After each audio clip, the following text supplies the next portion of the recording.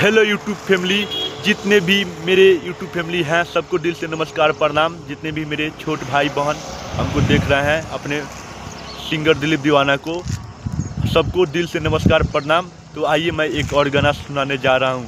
एक लड़का का कहीं शादी ब्याह सेटिंग नहीं हो रहा है, सब गांव वाले उसको ताना मार रहे हैं। तो भोले बाबा के मंदिर में गया है और रोते हुए भोले बाबा से क्या बोल रहा है, आइए दिलीप दीवाना की आवाज़ में सुनिए।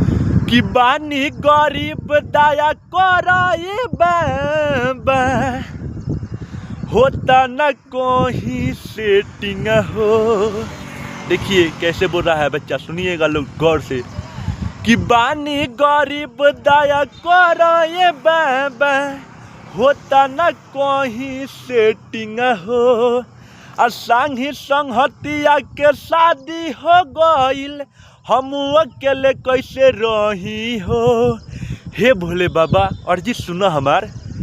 हाँ हाँ, कि बानी गरीब दया कराए बाबा, होता न कोई सेटिंग हो।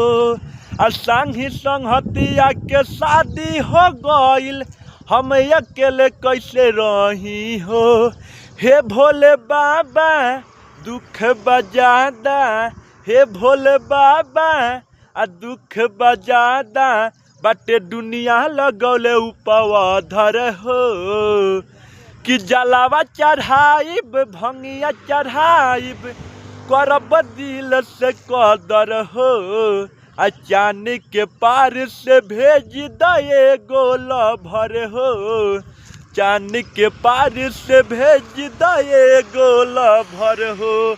और जी बाटे बाबा है सुन हमर प्यार के, नहीं भेजब तो हम मरब तोहरा चौखट पर आके।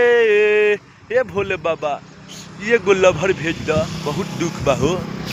अर्जी सुना हमार।